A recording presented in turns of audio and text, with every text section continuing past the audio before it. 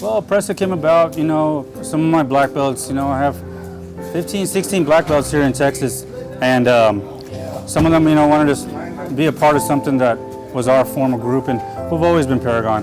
I started Paragon, Texas. I was the first Paragon member here in Texas, and I want to get that straight, that Fringia, I'm under him, of course, but here in Texas, we started a big legacy, him and I, but it was all my belts, and I just had to do what's best for my students, and, the best for my name too as well.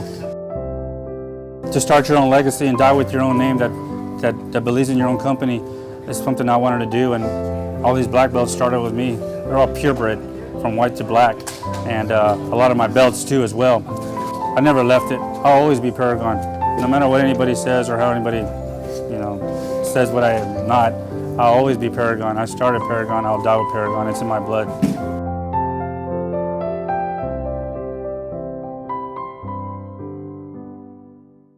My name is Aurelio Gallegos, Jr.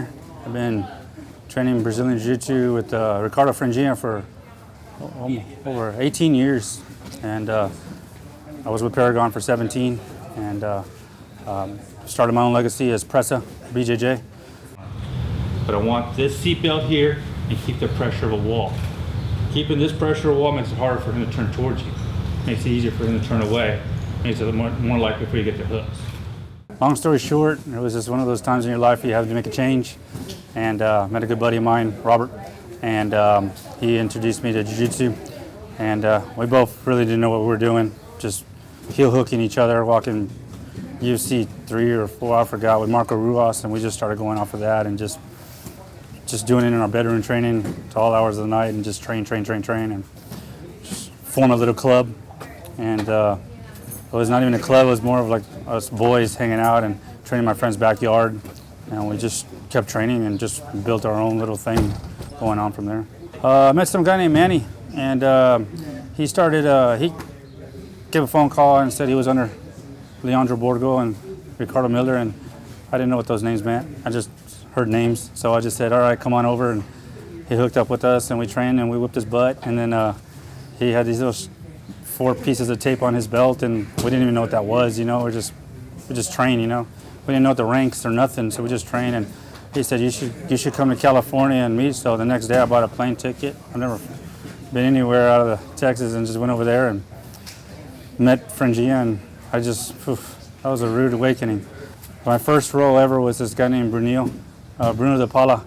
He's a very famous, good Brazilian black belt now, but it was purple belt, and he made my teeth bleed.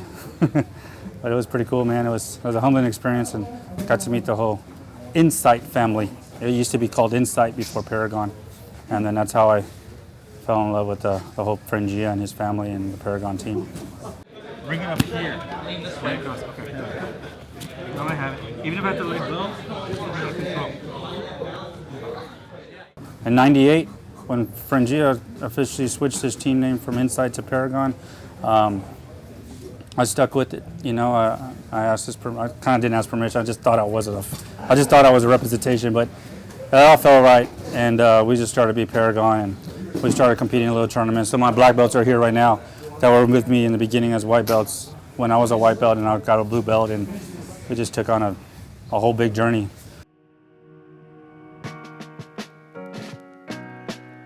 I have a Presa Canario. It's a type of dog breed, and that type of breed is something unique.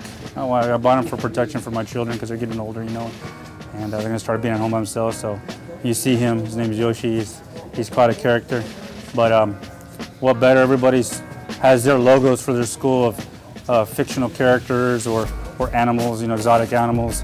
I just figured I own a Presa, so why not call it? Our jiu-jitsu is almost the same as a Presa.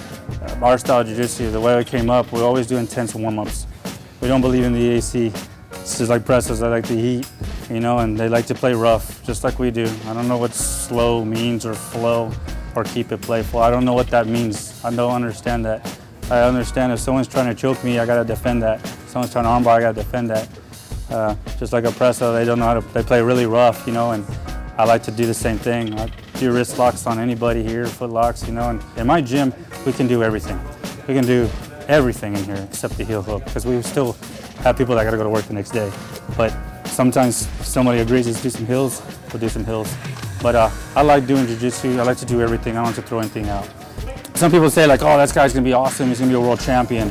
I say, no, man, that little girl's gonna be excellent self-defense if she ever has an altercation of rape or you know, domestic violence. I think that's what I look at when I see a child getting really good.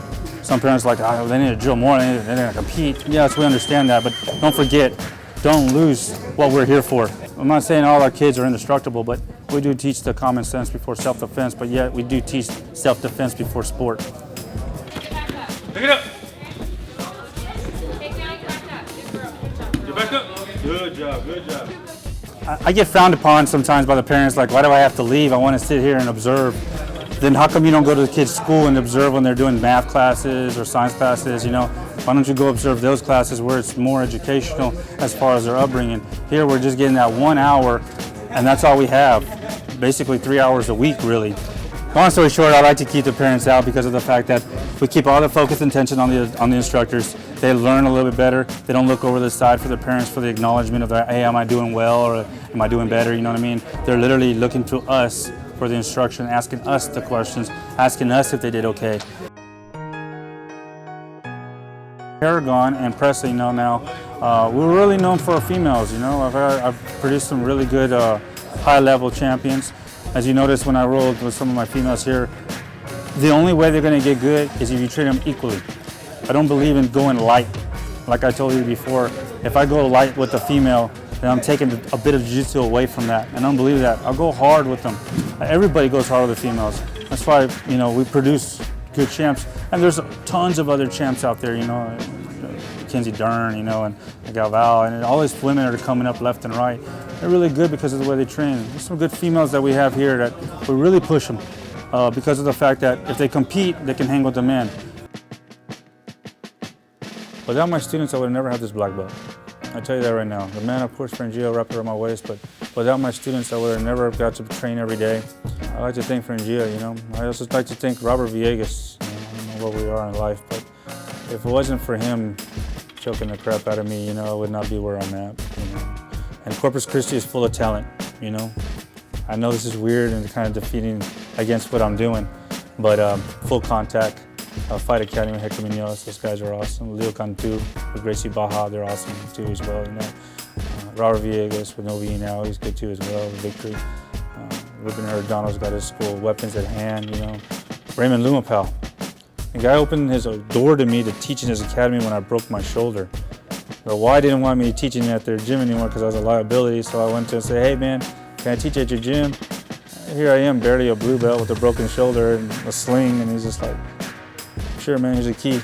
He's like, by the way, what's your name? I said, okay, my name's Aurelio. So, I mean, but that man, you know, he really opened the door to the martial art world as business and show me how it works. But, you know, it's a family-owned business. My wife and I started together.